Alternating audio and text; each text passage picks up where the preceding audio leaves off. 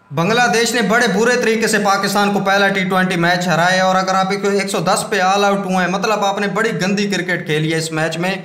और ऊपर से इतनी गंदी फील्डिंग, आप सीधे हाथों में कैचेस ड्रॉप कर रहे हैं। हारिस ने ड्रॉप किया, इब्रार ने ड्रॉप किया, उसके उनको पता था कि सैम अयूब ने कहाँ पर आउट होना है, उनको पता था कि ये गंदी शॉट हारिस ने कहाँ पर खेलनी है। उनको ऐसा लग रहा था कि पूरी पीएचडी की है। ऊपर सोने पे सुहागा का आपने 3 रन आउट हुए हैं, यानी कि आप पूरे 20 ओवर नहीं खेल पाए। आप यहाँ पर 3 रन आउट हुए हैं जिसमें फ़खर जमान भी है। और एक और आपको मैं रिकॉर्ड यहाँ पर दिखाता हूँ। रिकॉर्ड क्या है, ये घटिया तरीन मुझे लगता है कि चीज़ है। पहले आप यही इसे डरते थे कि भाई डॉट बॉलें टी20 में बड़ी हो जाती हैं, इसी वजह से हमें 200 नहीं कर पाते।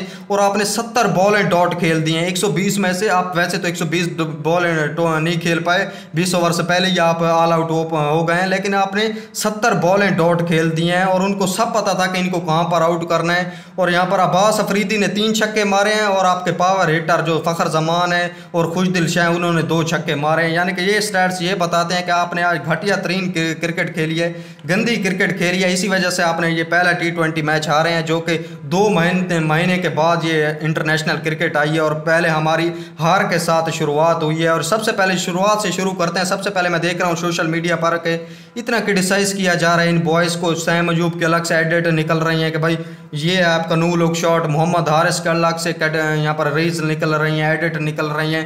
दूसरी तरफ सोने पे सुहागा के यहाँ पर सलमान अली आगा के इंटरव्यू के क्लिप निकाले जा रहे हैं कि भाई आप तो ये बोलते थे लेकिन टीम में आके तो ये सीन हो गया। दूसरी तरफ ये पिच यहाँ पर स्पिन, सबको पता था कि स्पिन कंडीशन के पिच है, लेकिन स्पिन पर उनके फास्ट बॉलर यहाँ पर आपको हिलने नहीं दे रहे, यानी कि बांग्लादेश के फास्ट बॉलर आपको हिलने नहीं दे रहे थे इस पिच पे। आप सलमान अली आगा का वो पहला ओवर देखो जहाँ पर उसे नज़र नहीं आई 4 बॉलें कि भाई उसने कहाँ पर टप्पा मारा है और कहाँ पर पीछे वो बॉलें गई हैं। यानी कि सलमान अली आगा का वो एक ओवर आप निकालें, आपको पता चल जाएगा कि कितनी टाइट बॉलिंग बांग्लादेश ने की है। और आप वैसी क्रिकेट खेल रहे हैं जैसे आपने पाकिस्तान में खेली है, यानी कि 200 वाली क्रिकेट आप सोच कर वहाँ गए हैं जहाँ पर 140 वाली पिचें हैं। यानी कि अगर आप 140 या 150 150 आप लगा देते तो यहाँ पर एक विनिंग टोटल माना जाता, जहाँ पर 150 वाला विनिंग टोटल।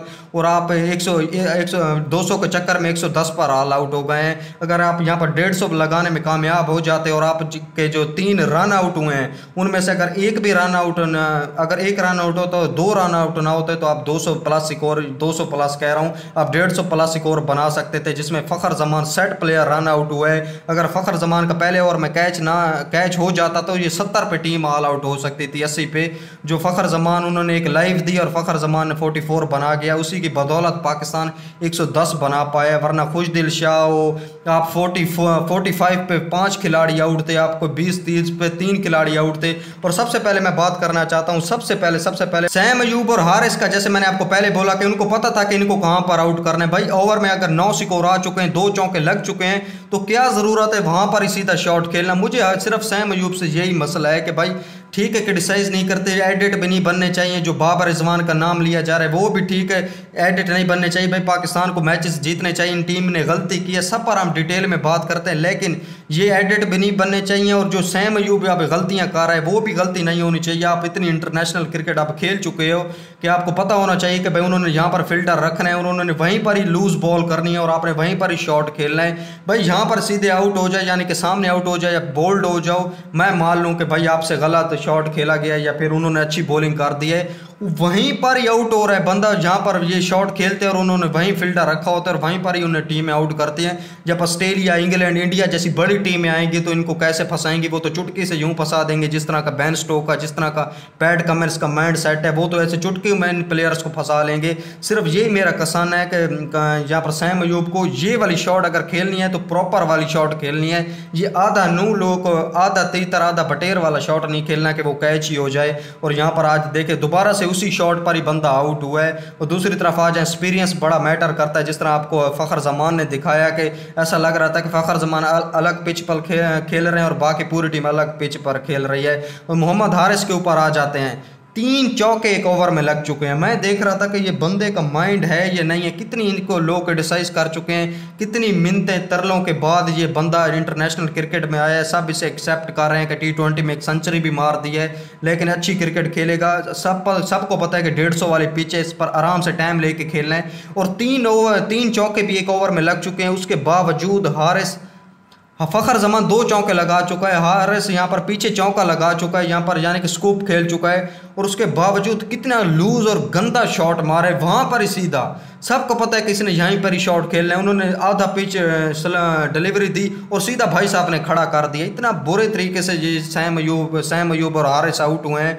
यानी कि हारिस का तो मुझे पता था कि इन्होंने सिर्फ और सिर्फ इसे लूज डिलीवरी देनी है और वहाँ पर फील्डर खड़ा करना है और सीधा कैच जाएगा। और सैम अयूब का मैंने आपको बता दिया कि उन्होंने यहाँ पर फील्डर खड़ा करना है और नो लुक शॉट जाएगा और सीधा फील्डर के हाथों में कैच जाएगा। वो वाला सीन हुआ है। उन्होंने फास्ट बॉलर ने डरा के रखा है, आपको हिलने नहीं दिया, और इस मैच से ऐसा लग रहा है कि भाई ये सीरीज़ आपके लिए अब मुझे लगता है कि टफ हो गई है। जिस तरह को वो उनके पास मोमेंटम है, श्रीलंका में हरा के आ रहे हैं, इंडिया को अपने घर में हरा चुके हैं, और इतनी गंदी विकटें ही वो बनाता है भाई। बांग्लादेश 150 वाली विकटें ही बनाएगा, 130 140 विनिंग स्कोर होगा, जहाँ पर आप 110 बना रहे हैं। आप 110 पे भी कुछ ना कुछ फंसा सकते थे अगर आप कैचेस पकड़ लेते। ये बॉलिंग में थोड़ी सी जान डाल दिया कि शुरू में आते साथ ही 2 विकेटें निकाल दिए। यंग बॉय ने अपने पहले ही मैच में 2 विकेटें निकाल दिए, तभी ये मैच कुछ इंटरेस्टिंग बन पाया, वरना तो वन साइडेड ही मैच को लेकर जा रहे थे। दूसरी तरफ हसन नवाज के ऊपर आ जाएं। हसन नवाज मोहम्मद हसन, पिछली वीडियो में मैं यही बोल के गया था भाई, हसन नवाज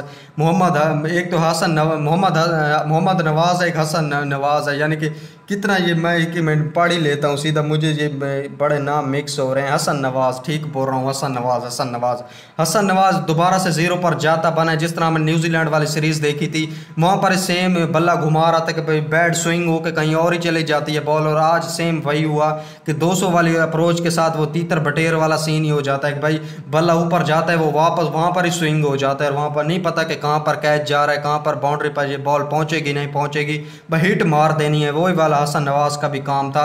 और मोहम्मद नवाज मैच विनर बुलाते हैं, इसी वजह से नाम मिक्स नहीं होगा।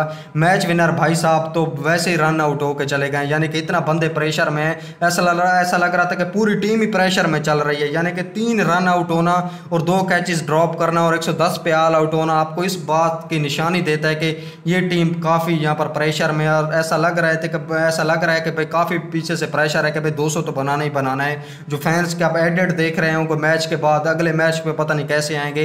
ये चीज़ें देखनी इंटरेस्टिंग है कि भाई कितना ये प्रेशर ये प्लेयर्स ले पाते हैं, क्योंकि जो बाबर आजम, जो रिजवान, जो शहीन के जो फैंस हैं वो प्रेशर तो डालेंगे ही डालेंगे, खासकर बाबर आजम के फैंस वो तो प्रेशर ऊपर से आएगा ही आएगा। ये देखना होगा कि ये इस प्रेशर को कैसे हैंडल करते हैं। दूसरी तरफ खुशदिल शाह इतना कुछ नहीं कर पाए, ऊपर से जो विकटें गिर रही थी, मुझे लगता है कि नीचे वालों का इतना भी कसूर नहीं है कि ऊपर से सीधी विकटें गिरी हैं। जो भांड मारा है भाई मोहम्मद हारिस ने, वो पूरा किसी ने नहीं समेटा, और लास्ट पे आके अफवाज अफरीदी ने 3 छक्के मारे, इसी की बदौलत आप 100 से पार हो पाए हो, वरना मुझे लगता है कि अब सब। दूसरी तरफ यहाँ पर राना फ़हीम अशरफ को नामे नंबर पर आने की क्या ही ज़रूरत है। मुझे लगता है कि अगर आपको उसे यूटिलाइज़ करना है तो थोड़ा सा पहले लाना चाहिए अब्बास अफरीदी के ऊपर, क्योंकि अब्बास अफरीदी ने तो आते साथ 2 से 3 छक्के मारने हैं, अदरवाइज उसने आउट ही हो जाना है।